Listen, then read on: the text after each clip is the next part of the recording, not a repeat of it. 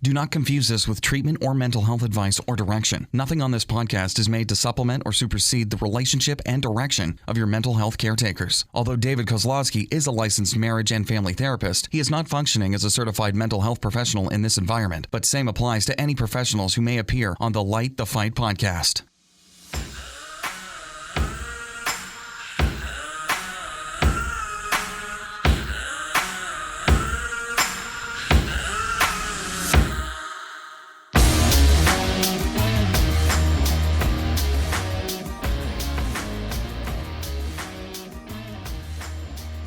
Hey everyone, welcome to Light the Fight. I'm David. I'm Heidi.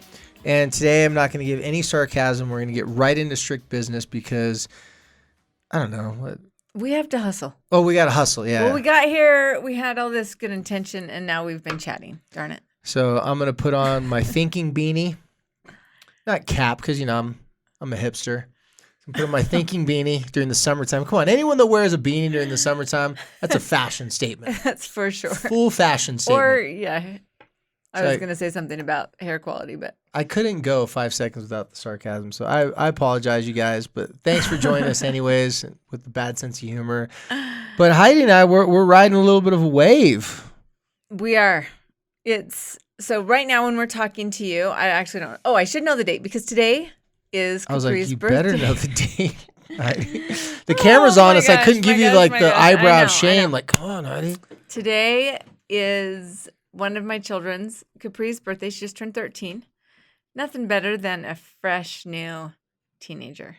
You know? To show gratitude, appreciation, and thanks for everything that you've given them throughout their whole entire life. Just all in one day. She sat you down for 2 hours and gave you the long list of all the things she's grateful that you've done for her. Yeah. But we got through the tween, right? And so now we're officially in the teen. Anyways, okay, so today's August 7th. And just last week, if you're listeners of the podcast, you guys know. In fact, I ran into a listener of the podcast yesterday morning up on the trail to Desolation. I don't know if you've ever done that. Beautiful trail. Nice little 8-miler. And it's called Desolation? Lake Desolation, yeah. Ran into a listener who was biking and asked me how the workshop went. Anyway, kind of great. We had a workshop last week, so it hasn't been quite a week for us. But weekend. Friday and Saturday, we tried out a new venue, which, you know, we still got to work through. But it worked out awesome. I like how close it was to my house. Would have helped if the microphones worked, but luckily for all of our attendees of the workshop, Heidi and I do not whisper. We're loudmouths, yes. Yeah. So anyway, this was our 5th workshop, and all of them have been here close by. Like all of them have been here kind of in the South Jordan area, which is actually pretty central for the Wasatch Front area if you're not local. Basically, Salt Lake City and the Salt Lake Wasatch kind of expands. It's gotten quite long anyway. So South Jordan is kind of a nice little midpoint and happens to be close for us. Anyway, it was really kind of awesome. And I'll kind of share with you what I shared to the group just right as we started, which was a year ago when we did it was almost a year ago now that we did our very first workshop. And I pulled an all-nighter like right before it. I think maybe 2 all-nighters getting ready because of my extreme procrastination gift.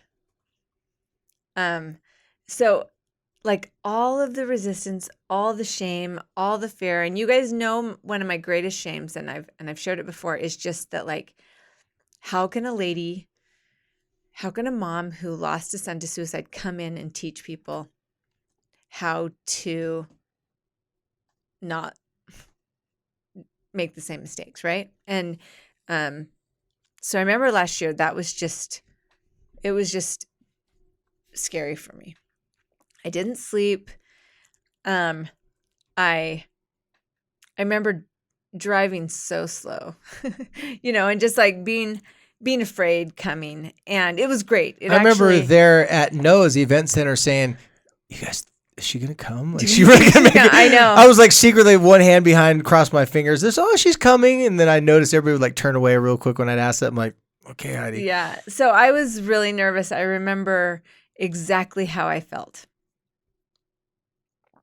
I remember having a hard time getting my words out, and I remember being apologetic in some cases. Even when we did our second workshop, still, I remember. So there's that a lot of feeling. I'm sorry, and I hope. Yes. And, I mean, you guys have heard me say this. I really hope that this is helpful. I really hope what we're saying is true. You know. I really hope you don't end up like me. Good Right. luck. That's the main hope. But if it doesn't work, it's David's ideas. So. Here's what was so amazing, and I'm even saying this with a smile on my face, you guys, because this was big for me. I slept great the night before. I wasn't worried. I wasn't stressed. I got there on time. You didn't go on an anxiety fast or an No. anxiety binge? I ate breakfast. I put on makeup. And so, Big I improvement. mean, just so you know that, like, I mean, that came around. Big improvement from the other workshops. I was like, oh, dang it. David's so mean to Heidi. I didn't mean it like here's that. the thing is that when you're a crier, you learn that you can put eye makeup on the top lid, never put it on the Never bottom on the lid, bottom. Faux right? pas. Don't do So that. no eyeliner, no mascara on the bottom And lid. waterproof isn't really waterproof. It's not. It's just clumpy. And it just hurts. So I came to the workshop, makeup on the bottom lid. I mean, I still cried, but still, I felt so different. I walked in and we got ready, and it's always kind of my job to kind of lead us off. You start it and you close it. That's right. I kind of give the introduction. And you know what came out of my mouth? I was actually not planning. I'm not a real planner, so there's not a teleprompter. She makes planners. She doesn't use them. Every one of our workshops, like, we have an outline, we have a presentation, we have a book. Every workshop has kind of gone its own way, has its own theme, Yeah. and I fully believe it comes from the energy of the people who are there. And it's amazing to be a part of. This was such a quiet group with no questions. We were running through it so fast, where the other ones was like, we needed another hour because, yeah. Then we found out the second day. But anyway, here's what happened. I stood up to do the introduction, and I was making statements. As you guys learn this, you will make changes. They will make a difference. They will increase the love, the acceptance, the peace, the happiness. Like, I was making these really bold statements. We didn't record it. We should have. You said that after. Should have recorded it. And, like, in this introduction, as I'm sharing, making these bold statements, I all of a sudden caught myself, and I looked at David and I said, oh my gosh, I didn't even say hope once. I know. And I realized, you guys, this is big. I realized that I get it. I have hoped that David was right. I have hoped that it was going to help. I have hoped that it was going to make a difference. But now I don't even have to hope. I know. I could make those bold statements that the information that we were about to teach, and I can say it's the information that we share here on the podcast, will change your life. And as you change your life, every relationship in your life will change for the better. And you will see improved peace, less anxiety and worry, happiness, smiling, real authentic interaction. And I kind of stood back and I was like, oh my gosh, and I was thinking like, oh wow, I slept last night. I feel calm and I feel comfortable. And it wasn't just because I've spoken this a lot of times. It wasn't just that we've done the drill. It's because like I'm in this place and I've seen it work, and now I've seen it work for people and families around me and I can talk about it without being nervous or apologetic or questioning or doubting. Like, it was like kind of a little breakthrough for me. That was the first breakthrough. Well, I was sitting across from you, and it was like you had this look on your face that only conveyed one thing.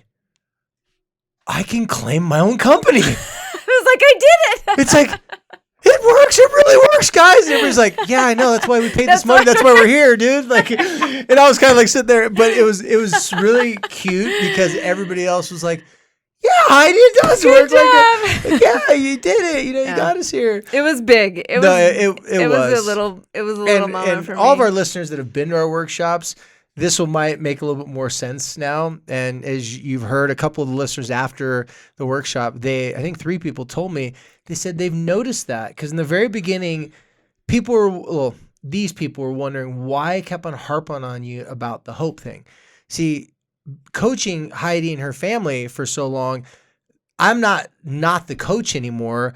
We're now talking on a podcast, but every time she'd say that, I'd like cringe. It had nothing to do with, I'm like, people aren't allowed to say hope. It's such an overused word. No, just for you and your situation, I knew why you were saying hope. You weren't saying hope because you're like, I hope this for them. You're saying hope. It's like, I'm going to give you information and put my head down and peek out underneath the covers and like, you're not mad at me. Like, tell me that it worked, and then I will start to believe. You needed the validations first, not because you didn't believe that it worked, because you just want to make sure that you didn't want to sign off on anything until you're 100% positive that it was going to work every time people did it. There just is so much on the line. Yeah. Well, I liken what you saying hope. I totally get it. Because you saying hope and like wanting people to just accept it, you don't want to have to sell them on it. You don't want to try to convince someone that it's going to work. You just want them to try it. That's like me not wanting to talk about suicide ever, not wanting to be a motivational speaker, not wanting to tell people, do all these things, everything's going to be better, because I don't have that kind of hope. I sit with the same people every single week for years. Those people don't need hope. They need a plan. They need help executing all the intricate details of the plan. And then they need a reminder of why they're even trying to save these relationships in the first place. They're your kids. You paid for it. So we're constantly recycling all the steps it takes to have success and progress. So there's just, at that point, hope's really not even necessary. It got you to that point. And so for you to use hope to get you just, like a vehicle to where you're at now, I think it was really cool. And it's cool to see. Yeah. And then we start off the workshop, and like I said a second ago, they're always a little bit different. And David reads the room so much differently than me. And that's, we're, just so you guys know, we're working on an e-course because we know that you guys can't all come. Even though we think you should. And we know all the messages that we get saying, yeah, it's this weekend. So we know people really want to come, but we also know it's hard. So we're working on an e-course. And the thing that will be missing is the fact that can't do the Saturday. Well, the Saturday thing, and just the fact that something happens when you get in there. Like David, when people make comments or ask questions, I just am like, oh yeah, David, like it's a question for me too. And he's picking up on the real question. Because here's the thing, you guys know by now, is that whenever someone asks a question, it's not the real question. There's a little question inside the questions, It's like the Russian doll for questions. Or those LOL toys you were seeing. Those, my daughter's like, I had to YouTube how to open that damn thing. I'm like, dude, will somebody just show me how to do this? Right. Because there's always a question. I didn't know this. This is how stupid I was. Like when I asked David a question, I had no idea what the real question was. And that's what, David, I have to say, you're very good at knowing what the actual question is. Well, people are trying to convey, they're practicing it. I've sat across from enough people trying to sort out what they wanted to say, and I'm the practice run on it, where I can go, okay, I hear what you're saying. I think this is what's really going on. And it's usually like, yeah, that right there.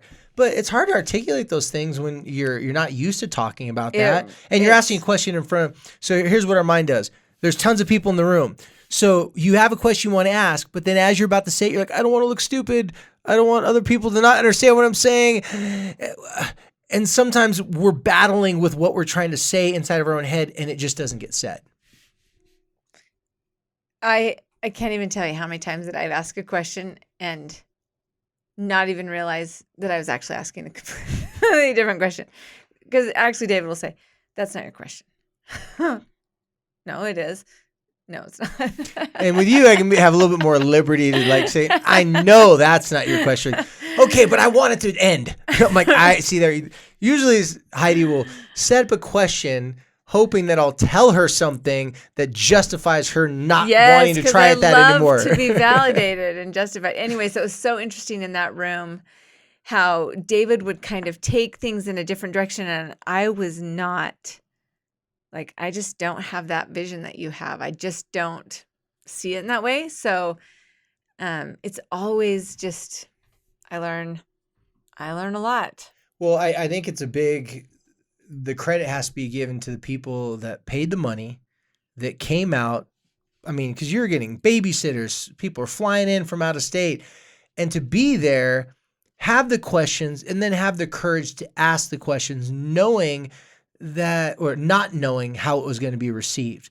Because even though they hear me on the podcast, they don't know that I can do that for them because I haven't done that yet. Right. And so I think that's what happened on Saturday, so which is why Heidi's bringing this up. We'll do the e-course, but you're not going to get the Saturday. You're not going to get what we just talked about, that back and forth, which is, I think, is really worth the price of admission.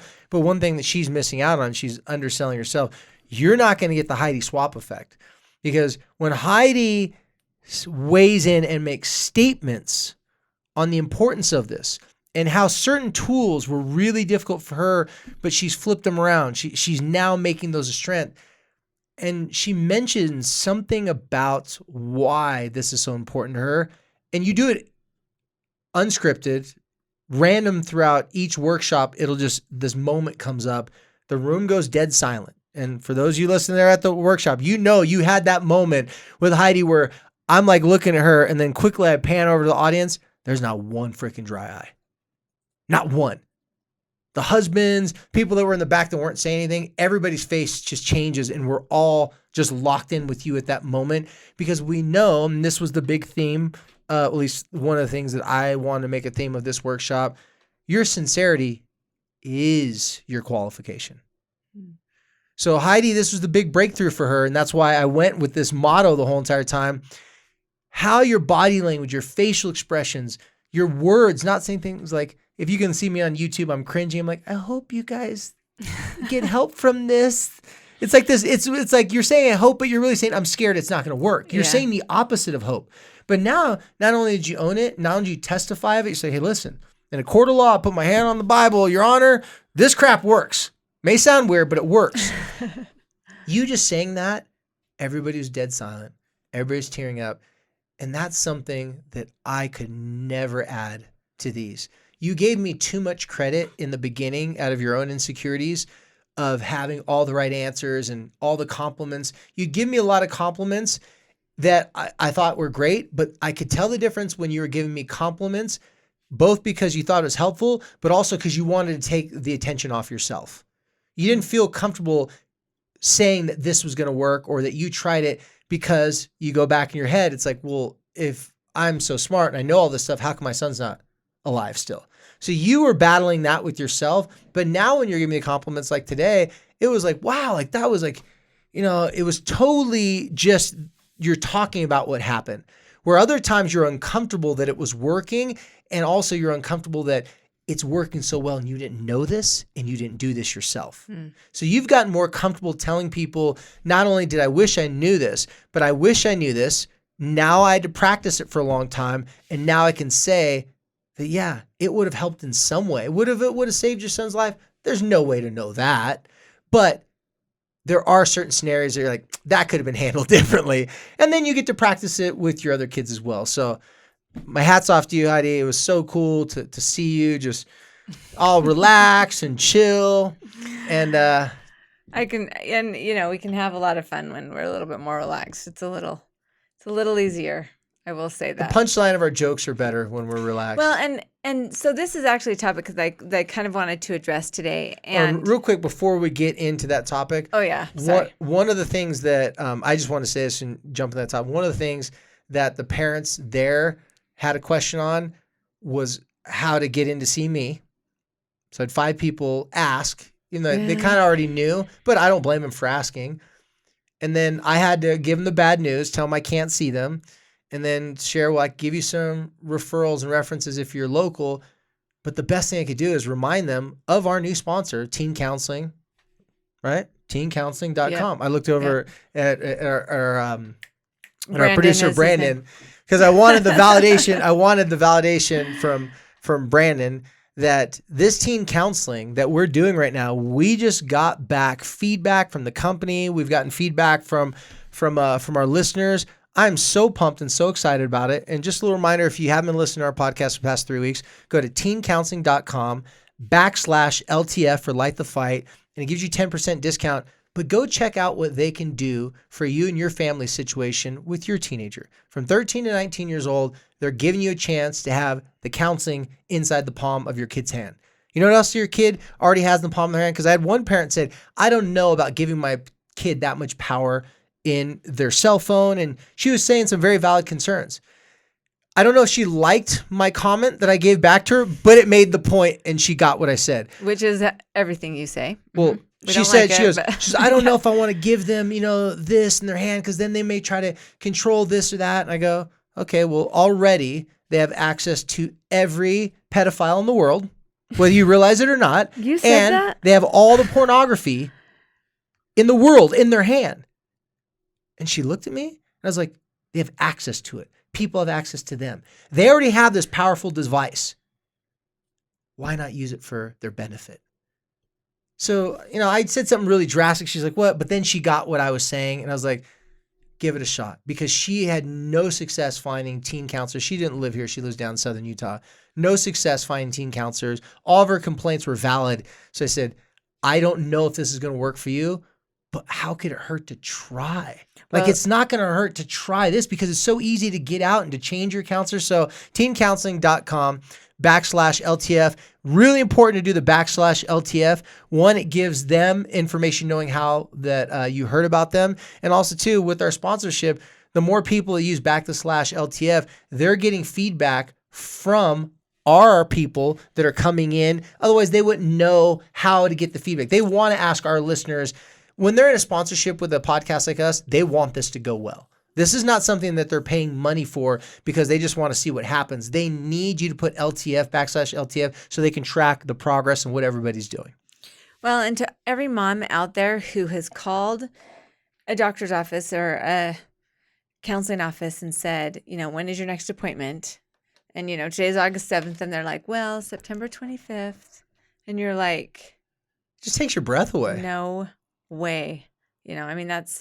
That's tough. And it's really tough because we're spoiled. We're used to getting what we want.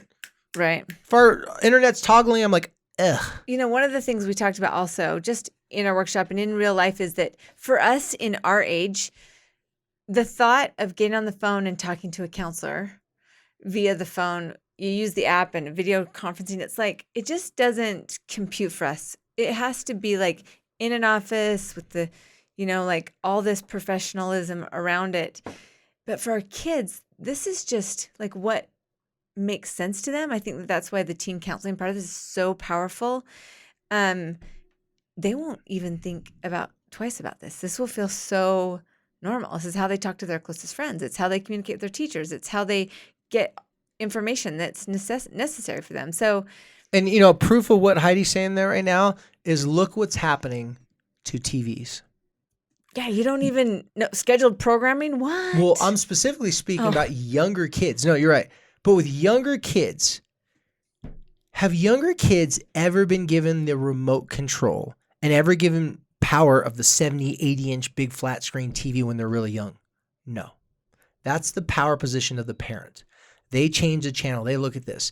Now studies are showing, and This is some that I skimmed through, so don't quote me too much on this one, because I didn't really go deep on this one. But kids choose, and I see this with my own kids, they will choose an iPad over watching something on a big, beautiful HP, 4K, whatever type television costs all this money, because they have control. They get to touch, move the volume. They get to do whatever. Parents have been giving their control for iPads and like little, screen laptops, stuff like that, at a much earlier age than they would get over the TV access. And with live streaming, YouTube, and all these things, they're so used to watching things in handheld devices. For them, a big, large device is out of the realm of understanding. Now put that into counseling.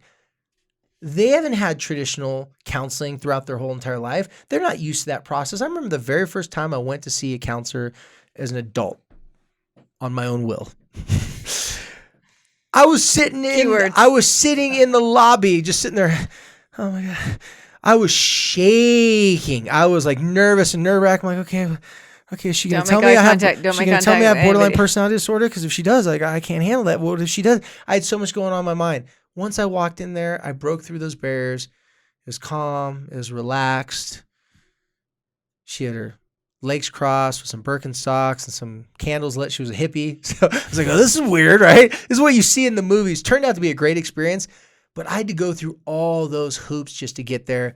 Your kids, not only do they not have to go through that, I don't think they would even expect to go through that, because that's not the way their life works. So again, another props to teencounseling.com about how they're making the barriers to entry to getting the help for your teens so much easier, removing the barriers. Yeah. Right. Okay, so back to what you're going to say. I still remember, so that's a positive. See, there you go. Wow. Okay, so no more hope, and there's a memory. I'm getting better. One of the things that really bubbled up at the workshop, and this is always so interesting to me because, again, it's different every time, and maybe it's always a takeaway for me. Like, I don't know. It's not like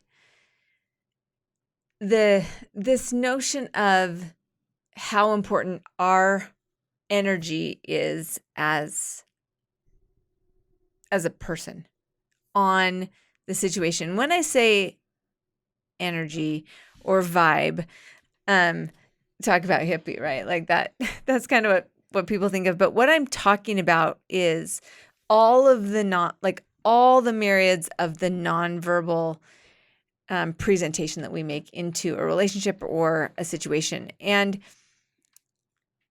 it'd be interesting to me to know, like, if we had our whole group here, if they kind of picked up on this too, or if it was just like the message that I needed right now. But let's talk a little bit about that concept of how you can shut down a relationship, or you can open up to a relationship just with how your face looks, how your body looks, how you can bring things down a notch.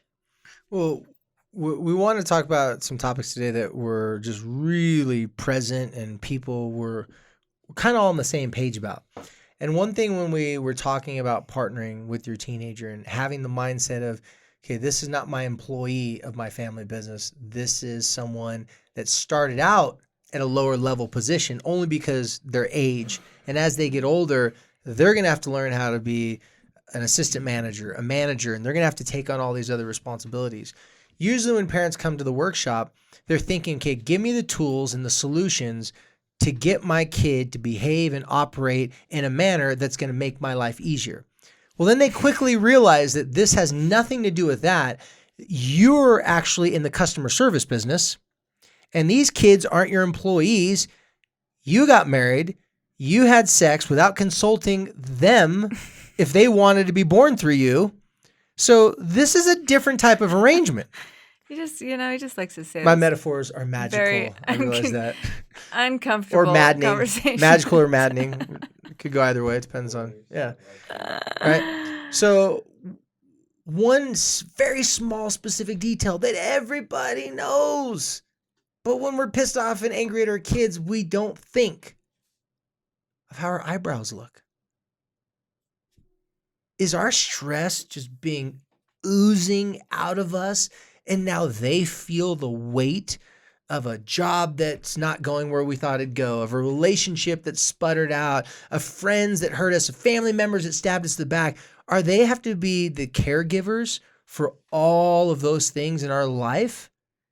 Well, unfortunately, if our body language and our vibe and our overall disposition makes them or shows them that they were extremely stressed and everything is at its complete maximum, and they're looking at it saying, I just didn't do my chore yet, or I was on my phone or the video game an extra 20 minutes. Like, gosh, like what's the big deal? They're looking at you like, this doesn't make any sense, how I could be the reason for all your distress and problems. But they're really only hearing that part of it. The noise and the intensity that overshadows what you're saying is not something that most people even consider has that much weight and influence unless it's happening to you.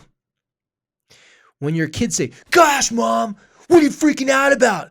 What? It's not a big deal. You're like, I just bought them a new thing or a new clothes. Like, how dare they treat me? They're giving me no acceptance. There's no grace, no mercy. They're not giving me anything to make me feel better. What about all the things I did? And they go on and on and on. Well, that's the same thing that happened to our teenagers. Our teenagers, just like our bosses and other people we have intimate relationships with, they can say very difficult things.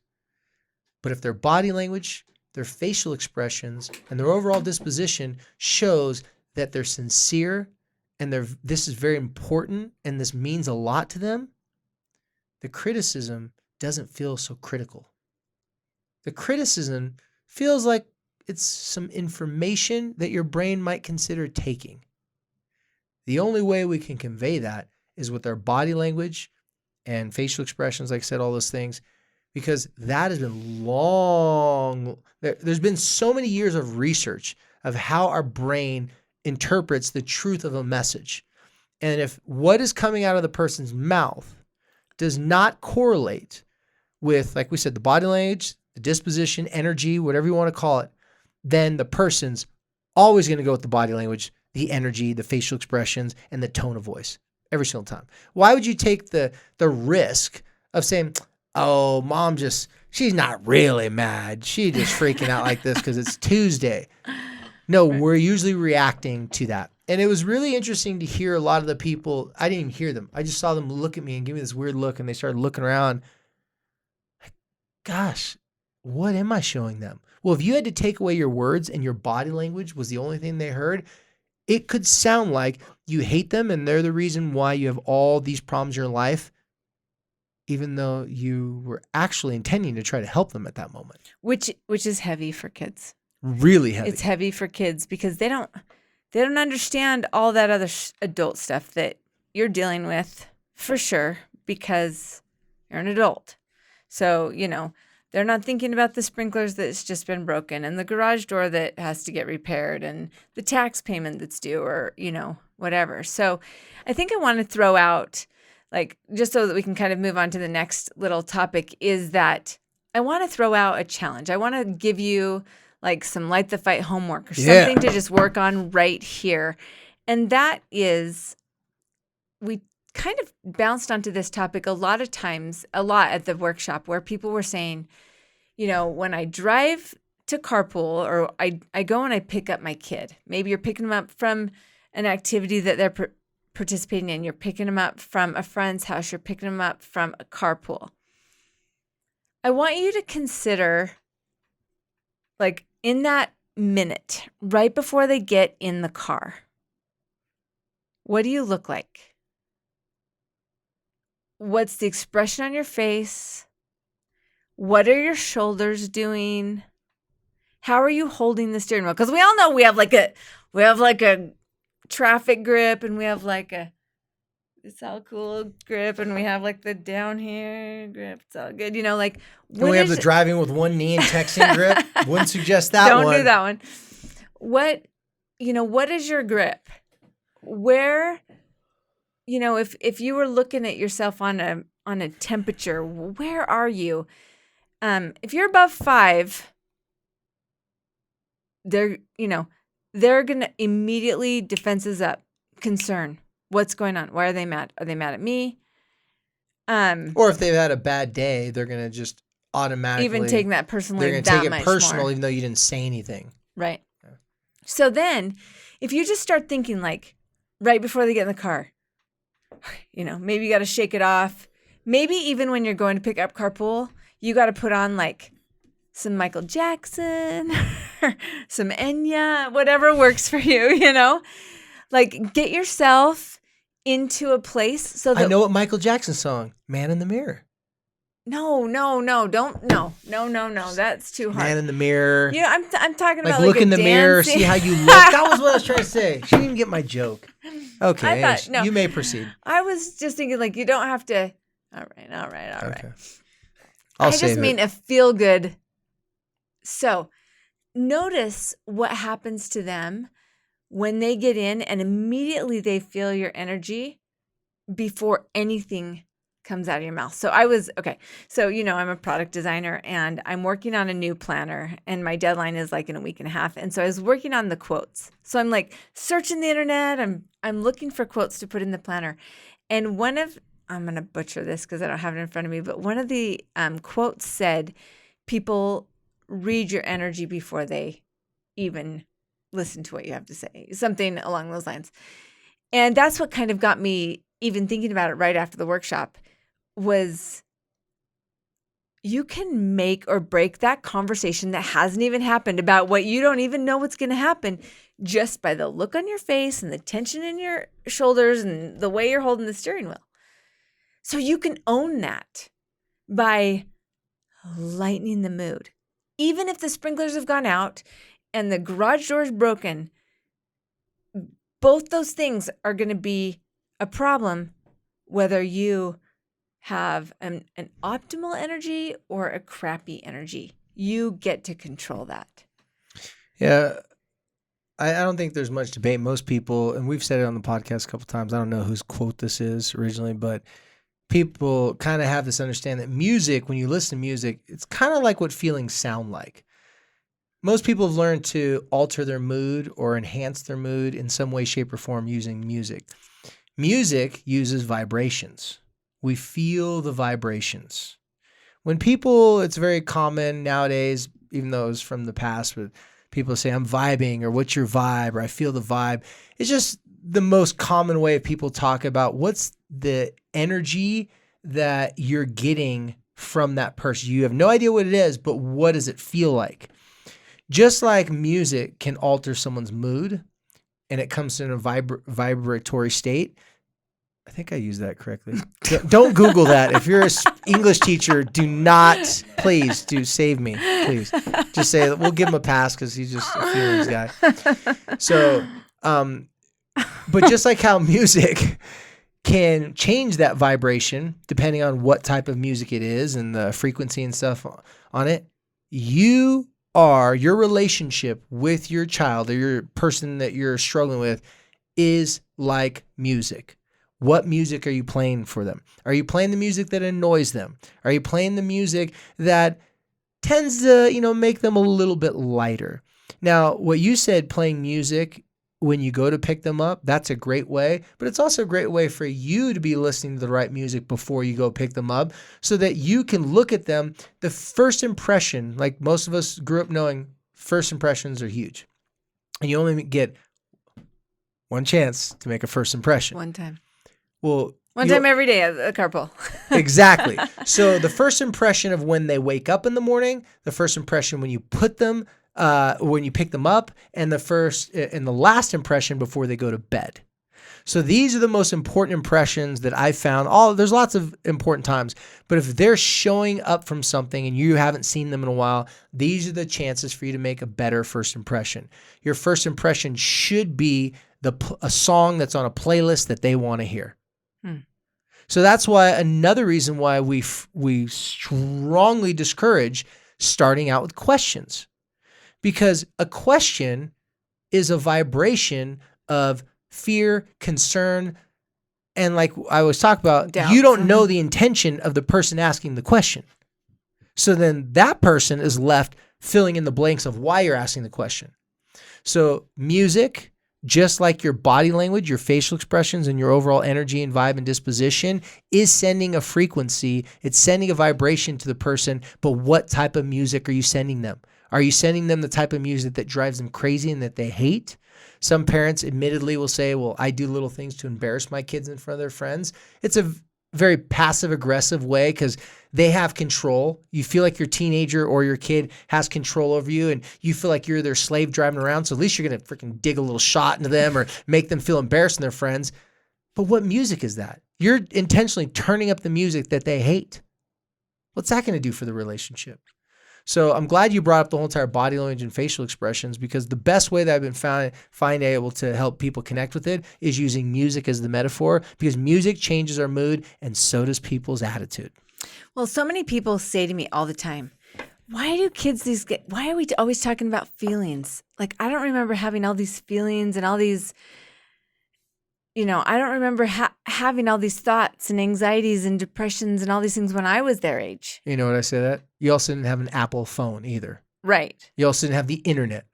I just joke around and say that. It's like, yeah, when you're around, it was in the dark ages, so like when you're growing up. We have these kids who have learned to read energy through a phone, through digital, not like they are more, I'm going to say the word empathetic. They have more empathic capabilities than anybody that's gone before them because they rely on that.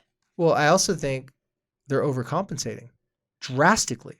For not having like real interaction, you mean? Or no, they're overcompensating from their parents. Well, this is a broad generalization.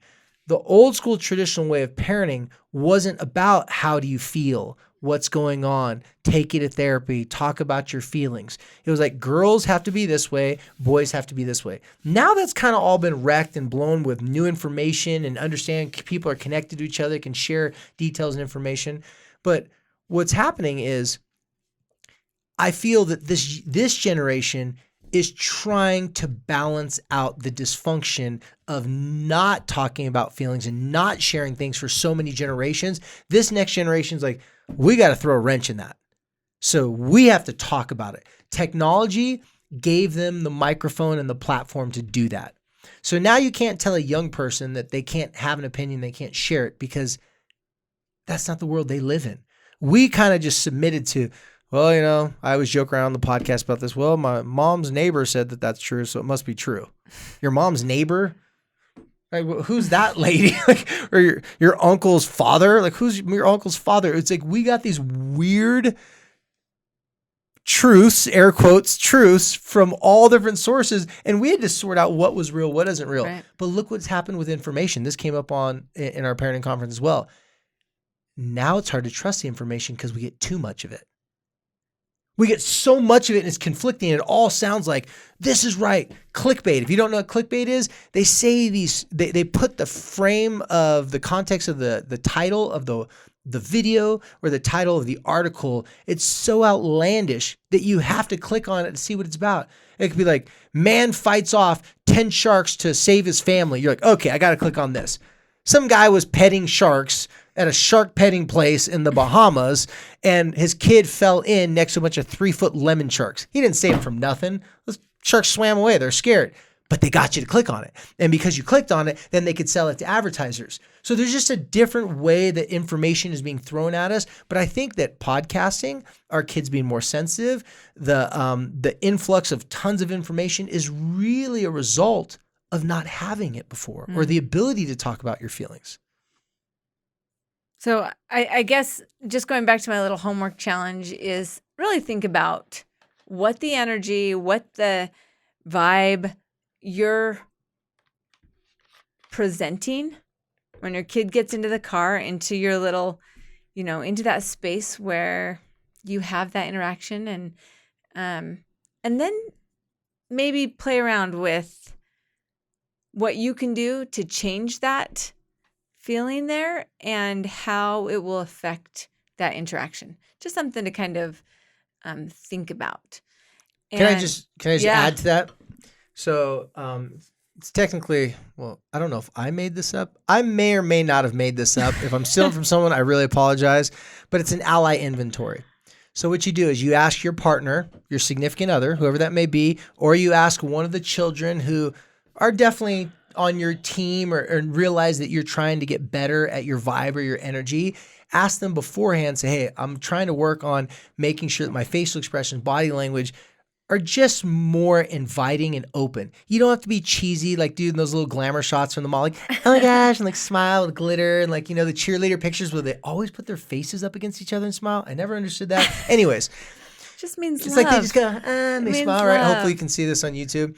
So the ally inventory is you go to someone and say, hey, this is what I'm working on. So they're taking your challenge, Heidi, and they say, will you do me a favor after I do that? Will you tell me like what I looked like? Because you don't know. You have no freaking clue what you look like. But here's a couple magical things that happen.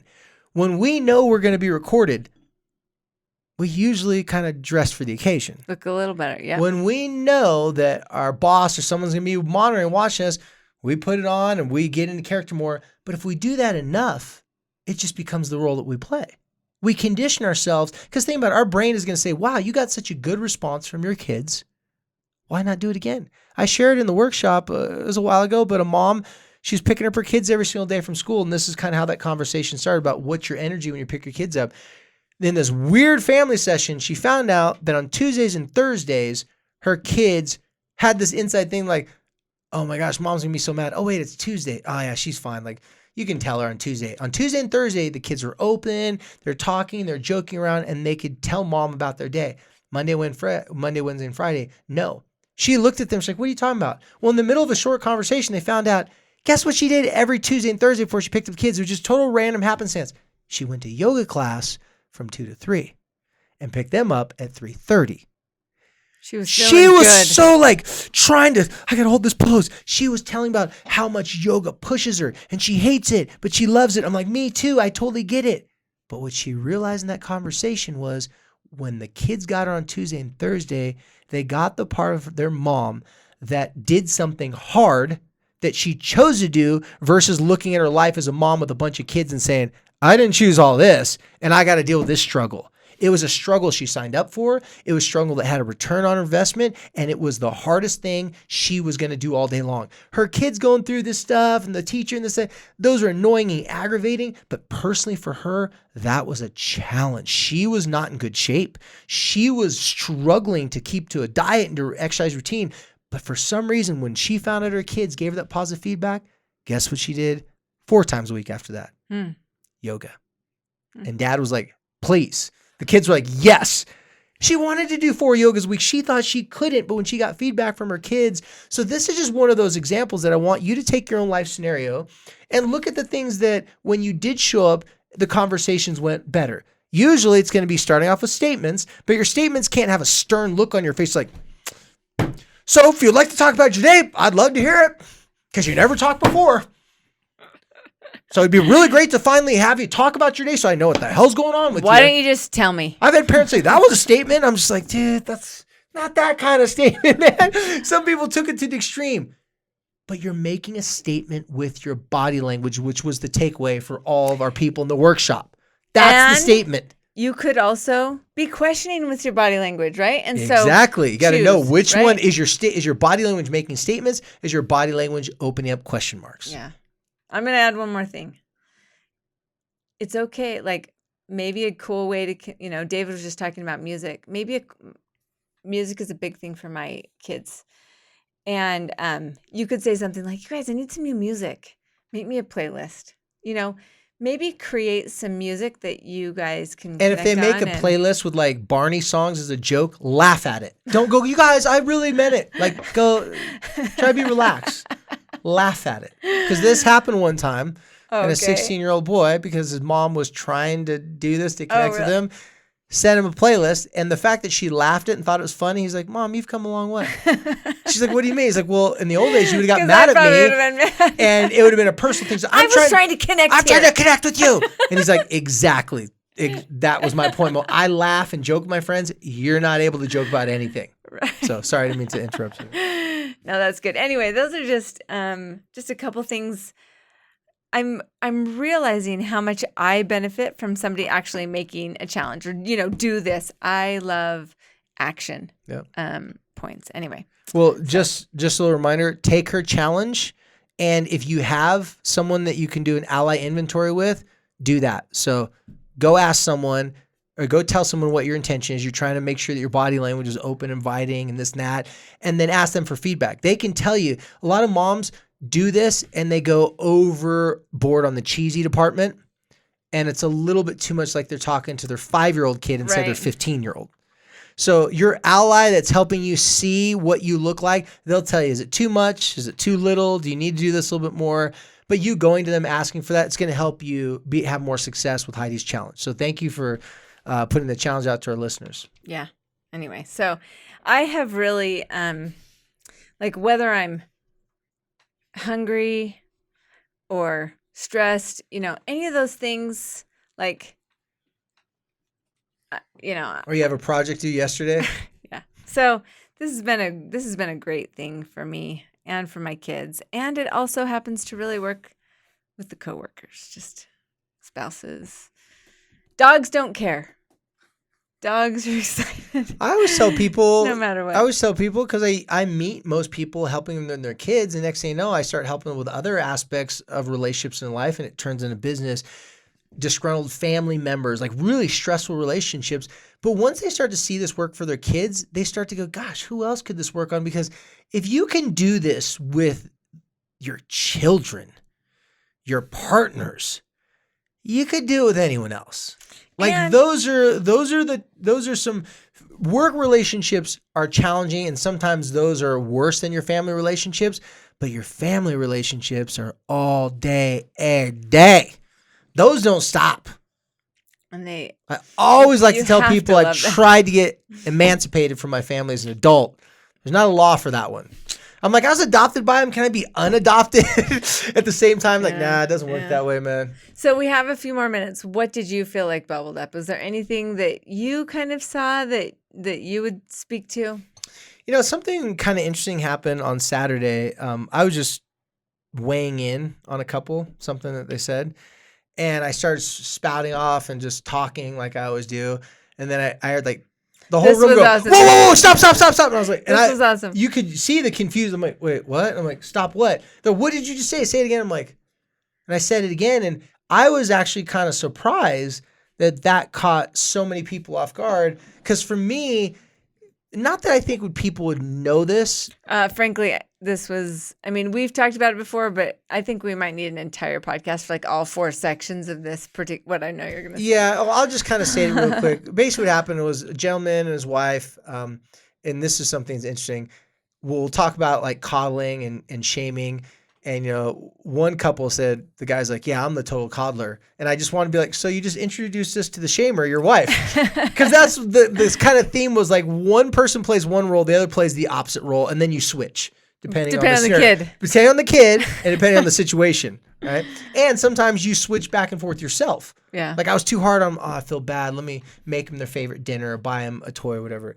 So this couple started talking, and the wife was talking about how she wished at night that she didn't have to have so much anxiety that she'd have to clean her house late at night after everybody had gone to bed. And the husband gave this scowl, and he's like, yeah, he's like, I'm just like, honey, like, why do you need to clean? And she would get defensive from that. And so they just kind of had a back and forth exchange how they realized that they have to change some of those things. And I just simply spouted off and said, well, cleaning late at night means something was out of order during the day that you didn't get to finish. And I said, and they go, well, how do you know that? I go, well, your house is a metaphor of safety. Food's a metaphor for love. Money's a metaphor for trust, and your home is a metaphor of safety and security. So if there's something inside of your home, people, functions that are off, and you didn't get a chance to correct that during the day, or you just don't know how to do it, you're trying to go to bed at night, and that machine up in your head saying, unfinished business, come on. You didn't get that done. And so you're like, I can't solve my kid's problem or my relationship or all these things at this particular moment. But I can put lines in that carpet. Get those dishwasher. And I can get those dishes done. Out of yeah. So in that simple exchange, the husband had a really powerful takeaway. I said, why? Because he's there at the workshop. He was already buying in. I said, why don't you try this?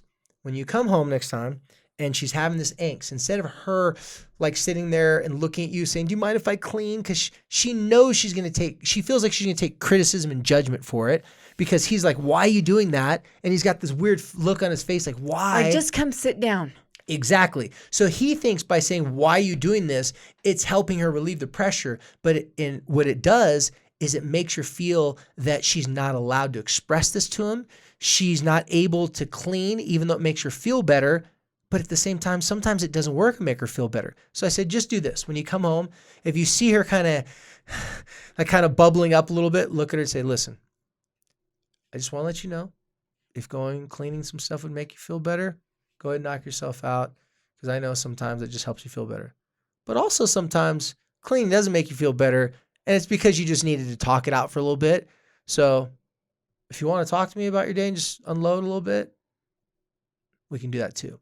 See, what most guys, and this man agreed with what I talked about at the workshop, is it's very painful for a guy, especially his ego, to watch his wife go through struggles and difficulties that he couldn't relate to because he's gone all day at work and she's venting about this like, the kids are amazing to me. I just kissed them goodnight and that was it.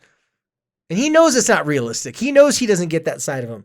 So he wanted to come and help, but to see the angst and see her unhappy and frustrated, it pained him. So he just wanted to stop. He just wanted her to stop feeling that way because he couldn't handle it. He couldn't fix it or come up with some sort of solution. And when she saw he got worked up after a long day, she's like, I can't talk about it. So they're both trapped. So instead, she's going to come home. He's like, hey, do exactly what I just said. And his light bulb went on. He's like, oh my gosh, she has options. She may go and start cleaning going, all I need was clean. I'm fine. How many times have you guys out there listening? How many times have you guys just had that one friend that you could tell them anything whenever you needed, and so you dump on them one time about something insignificant and insecure, like just some weird thing that you were worked up about, but the more you talk about, the more you realize this wasn't a big life issue. It was just something that you need to vent out, and that person helped you get it out. You're so thankful for the person. You're so thankful for the relationship. What do you always consider in the future? You consider not overextending that person's kindness and not taking advantage of them being able to help you. So you have a certain reverence to it. It's like, I'm only going to use this if I really need it. But sometimes we don't need it as much as we think we do. We just need to know that they're there in case. So by him coming home and stating to his wife, tell you what, if you need to clean, go and clean. If you need to talk to me, just as, I'm cool with whatever. It took away the pressure that she was inconveniencing him. And it took away the pressure that she was going to look crazy and be judged by her family if she cleaned late at night. So the examples that I use is, for years I've been counseling. It's more mothers. Dads do it in a different way. So it's not like dads don't do it. But the typical traditional family mother-father relationship, typically mothers would tell me about their obsessiveness in cleaning. And then I shared with them about safety and about being structure. And if something was out of order, they're trying to put at least something in order. They're trying to keep something in order because they can't put these things back in order. It opened up so many deep conversations with so many mothers because it gave them an actual reason why they're doing it. And if they had a reason why they're doing it, then they could actually choose to do something different. They just had to know why, and to answer that question, why am I doing it? And then they had to think, gosh, do I still need to do this? Or did I create this and start doing this at a time when I didn't have my life together? You may have the coping skills to deal with that stress and anxiety. You just got so much caught up in the habit of cleaning or doing things like that you never considered that you didn't need that coping skill anymore, that you're actually capable of handling those situations. You just had to have better ideas to work with today. It was funny to listen to so many of the moms there talk about that need to clean. And we definitely had a group of people that like didn't want to go to bed unless everything was put away. Yeah. And I think that sometimes we kind of talked about how some people do it like while they're doing it, they're resentful that they have to be the one at the end of the day that are doing it. And I think that what I want to remind or suggest, as I thought about myself, is, I could wake up in the morning and give everybody an assignment and this would get done, which is a great way. But I benefit so much, and you guys are going to think this is weird. Maybe you won't. I love to mop my floor on my hands and knees for whatever weird thing. That helps me clear out my mind And I love walking through on this clean floor. It's like a total, I don't assign that out to anybody. Like it's for me. And so I think if you can kind of separate, like, I'm a doormat and I have to do everything from the intention, why you're doing it. Are you doing it because it's actually something that's soothing you and relaxing you? Is a therapy. It can be a therapy. It can be for you. Well, look what work has always meant for you. Work has always meant people that work hard are admirable, they're moving forward, and they're progressing. They're not stagnant. They're not staying still. It's better to make a mistake going full speed, right, than to sit there and thinking about all the things that you might, fail. Sure. When you were talking, I just realized that I have one too. Making guacamole. That's what I said. Do you make good guacamole? Well, so already you've asked me if I actually know how to surf, and now you ask me if I make good guacamole. He's never brought guacamole in here once. Never. Challenge issued. I will make guacamole, and then you can tell me how good it is. Okay. But the rumor on the streets is every time I'm invited to come somewhere, I'm only allowed to come if I bring my guac. Okay. So apparently my guac's better than me, but that's a different story. That's all right. It's more valuable. They can digest that. That's setting a pretty high standard. Yeah, you can stop eating the guac when you want. You can't shut me up when you want. Like, I'm going to keep on talking. So, but seriously, I realized that is therapeutic for me. My wife has come home at times, sees me making guac, and she's like, was it a rough day? Or was it a day where I just wanted to reward myself and do something I liked? So why was I doing it? Was I doing it simply to cope, or was I doing it just to relax and unwind? And, if we look at our past, we look at our history, there's certain reasons for that. And everyone's going to have their thing. So whatever your thing is, it's just why you doing it at that moment. Are you doing it because it's a coping mechanism that you've always done and you haven't really questioned if it's healthy for you or not? And like with the cleaning thing, cleaning does not mean that your life's out of control, does not mean that you can't have any safety and security in your home. I mean, there's a lot of my kids always say, "Oh, mom's cleaning. She's mad. Don't go in there. She's cleaning." That's the reputation, though. That's what it's been. But it doesn't have to be right associated with that. And sometimes I think I've been in a place where I have been mad and I've gone to clean because I didn't want to confront the situation. 2 things in my life that I've avoided like the plague: reading and cleaning. And I can tell you very shortly why. When I was younger, I'd make mistakes reading because no one worked with me. Well, rumor has it there wasn't a lot of homework, and I was a younger of grandparents. Like, they were just Worn out. There wasn't a lot of helping David read. So I got embarrassed in school. I got ashamed for it. I'm like, nope. Reading was just like, man, it was painful for me. Cleaning. My mother growing up, she was a custodian. She didn't used to be a custodian. She used to be a PE teacher, teach all these things, whatever. But through a financial hard time, she had to get a job. And the only job she could find was this, custodial job. And it was consistent benefits, ended up being great for her retirement, stuff like that. But as a kid, I was so embarrassed that my mom was a custodian. Dude, I was from Carlsbad, California. It's not like the ghettoest place in the world. So not only was I embarrassed that she was cleaning, when she cleaned all day long, how do you think she felt about cleaning when she came home at night? No bueno. Cleaning at my house was the precursor to a beating sometimes. Because nobody wanted to do it, and she didn't want to do it, but she was, damn hells, I'm going to clean all day and my house be dirty. So it was like painful. So we get these associations with things, and then we make ways to overcompensate for it. We're just asking you to think, like, why did you even do this in the first place? Doesn't mean you can't do it. Just means you got to make sure that you're doing it for something that's helpful and moving the needle forward versus just you hunkering down like, this is the only thing I control. This is the only thing I control. I'm resentful that I have to clean. I'm resentful that I have to do this. See, if everybody's walking on the carpet, then you don't get the enjoyment out of it. Right. So, yeah, interesting. So, note to self, Brandon wrote this down already. We got to come back. We're going to kind of dive into that. Trust. Yeah. Super interesting. Food, love. But now I think we've gone over our limit. And because our bosses have told us we have to stop here. See, she's so used to having deadlines and limits. You need to live in my world. The only limit I have is my bladder telling me it's 60 minutes. I have to go to the bathroom. That means the counseling session's up. Am I not a trained dog? All my clients, as soon as I walk out to see them, they go, All right, we know you're going to the bathroom and come back like, I'm just 60 minutes. 60 minutes. That's hilarious. That's true. I didn't ever think of that. It's true, yeah. I get made fun of it daily. That, and then I used to wear only plaid for years. So Well, we can all change. That's it what worked. we know. It worked for me in high school. Why wouldn't I keep wearing it? Right, guys? You guys out there know what I'm talking about. That's right. I wear the members only jacket in high school. Keep on wearing it. It'll come back in style.